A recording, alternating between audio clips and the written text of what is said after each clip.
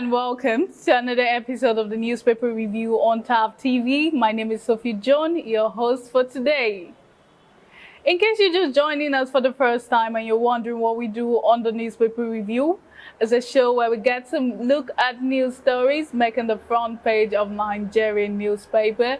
And of course, I won't be doing this alone. I'm joined by my very amazing Jerry. Jerry, how are you doing? I'm fine. What's up now? How are you doing? I'm wonderful. All the way from Nigeria. All the way from Nigeria. All the way from Nigeria to Nigeria. You know, the thing I love about this season is that everybody's making preparations to travel. Yeah, regardless of how tight the economy is, everybody's still trying to show that it's festive season, live happily. Because that's the best we can actually do for ourselves. If you say you want to be thinking a lot about how the economy is, it will drive you crazy. Yes.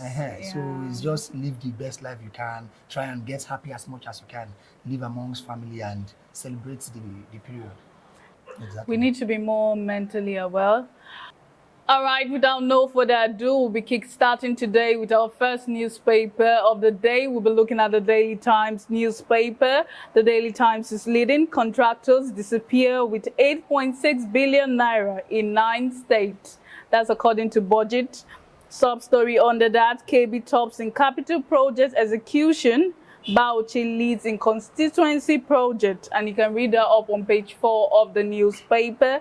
This is actually a very shocking one. Like, how did they just disappear with 8.6 billion naira? Not from one state, not two, not in five, 9 states. 6, 9 states.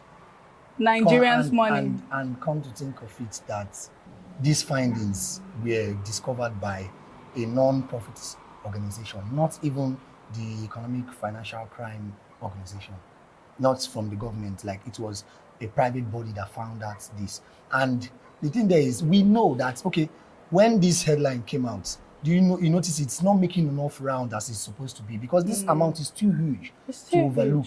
But since we know how the economy is, we know the country we are in, we know how corrupt it is, and we know how money has been laundered in different ways, all in the name of, okay, allocating projects and carrying out activities like this. That is why nobody is even focusing and talking about this.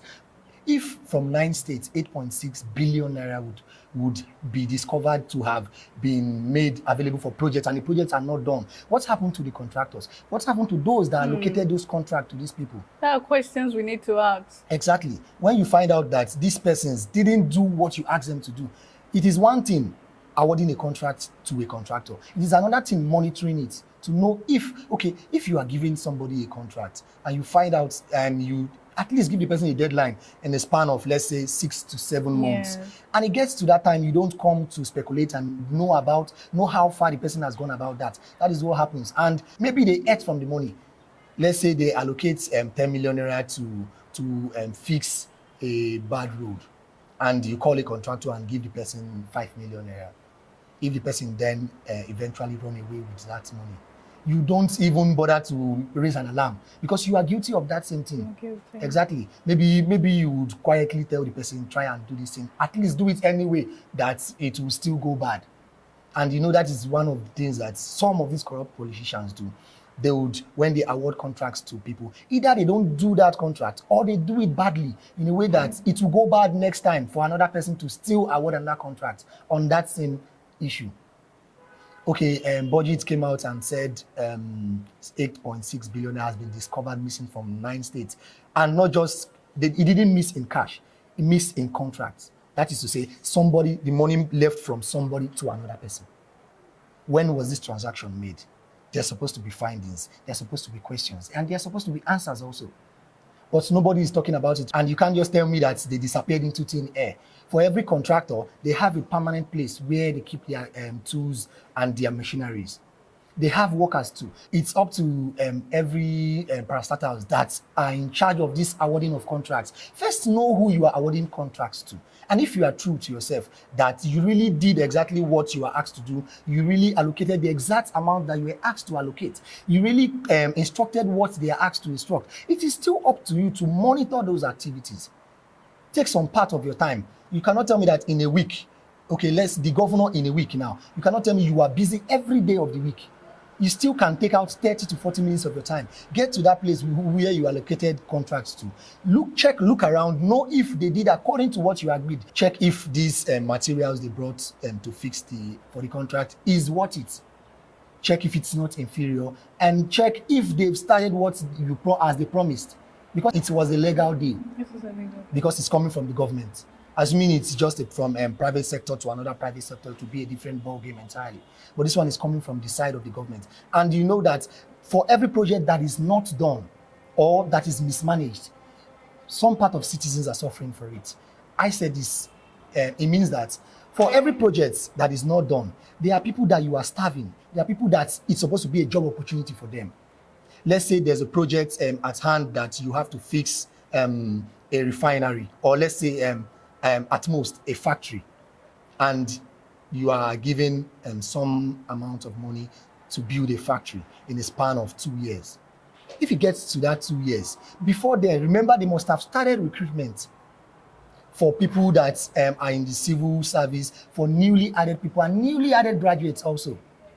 If it gets to that span of 2 years, that deadline, and that factory is nowhere to be found, those persons that are supposed to fit into that factory, let's say a factory contains about 600 to 700 workers, aside the managerial staffs. If it contains, that is to say, you indirectly are depriving 600 to 700 workers of their work. Indirectly, you are starving them of wages that they are supposed to earn. Then tomorrow, if they go out and engage in social vices, because they say the idle man is the devil's workshop. If they come out to the society tomorrow and engage in stealings and other activities, you would say this is what they did wrong, but you would not trace back what inspired them. Because I believe everybody that is busy has the lesser tendency of indulging in social vices. The Budgit has made their own findings, and kudos to them for doing that, because that is not even part of their job. But I noticed that a non-profit organization, they are trying to work for the society at large, the nation at large. The president has to look into this issue. The governments of those 9 states that were mentioned, because let's say a random of 800 million for each of those 9 states has been missing in the hands of contractors. Make traces to when this happened. Make traces to who this was allocated from. Make traces to whom it was awarded to. Then you come out, answer your queries. Why haven't you fulfilled the part of your own job when you've been paid for what you were asked to do? Assuming you were not paid, it's a different ballgame entirely. Then from there, we might know if they were paid full or they were paid partially or something else came in. But you cannot tell me that in whole 9 states, that all of them had the same crisis that made them not fulfill their own part of the agreement. That's a question to ask. Exactly. Still on the newspaper, report indicts 31 governors over assembly financial autonomy, and that's on page 5 of the Daily Times. SUVS, the vote of only 8 LP senators against the cars won't stop the National Assembly, and that's according to Edo senator. You can read that up on page 2 of the newspaper. Tinubu signs 2.1 trillion naira 2023 supplementary budget, and that's also on page 2. And that's all the stories we'll be taking on the Daily Times.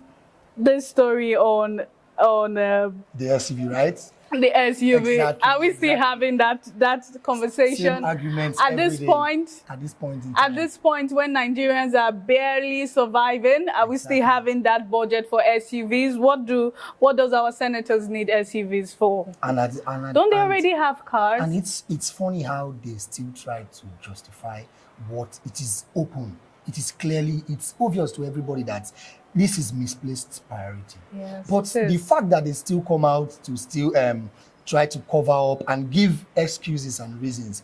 Okay, the Edo senator said, let's say a low number of 8 out of all of the senates, if they go against it will still hold. But unfortunately, that is the truth. How's the truth? Because the majority are many, and Labour Party senators are just 8 in the House. So let's say they bring it out, they throw it out for them to vote, they will still lose out of it. And let's not forget that they are humans. No human would you put sugar in their mouth and they will vomit it. For the fact that they are in that position, they would not want to reject it. That is just the obvious truth that is there. Well, I would like to argue with you on that because I feel that I'm in a position where my top priority is to fight for my constituency, right? For the people there. Exactly. That should be my responsibility. That should be what is always in my heart. I should think about the people before me. Before you. That's why we need selfless people in leadership. We need them. So that is why the Labour Party has to up their game. Whenever there are elections for them to have, they have to try and make them have more senators in the House. You see, like their counterparts, PDP and the APC, they have a good number in the House. They have good stand in the House that at least they form a majority. And most of these senators, they don't even have their people at heart. Everybody wants to just eat from the coffers and how it benefits them and all that. Many of them are after how the SUVs will benefit them going on the road, especially to their houses, to their villages. Why not channel that energy in fixing those roads that lead to your house and to your villages? That's the question to ask them. Exactly. Instead of buying cars that would suit those roads, why not channel those energy to fixing and arranging those roads that you think are not good? Because if a road is good, a car lesser than a Camry would go through that road with ease. But they feel like, yes, okay, see the Benin Expressway that is so unsafe at the moment. How many senators are talking about that? How many senators are channeling their energy towards that angle? Rather, they would just board a plane and fly over that side. How many of them do pass with their cars, their convoy, their entourage towards that side? Because they are scared of being kidnapped, being attacked, or being killed. That's it. Our senators need to have the people's well-being as their top priority.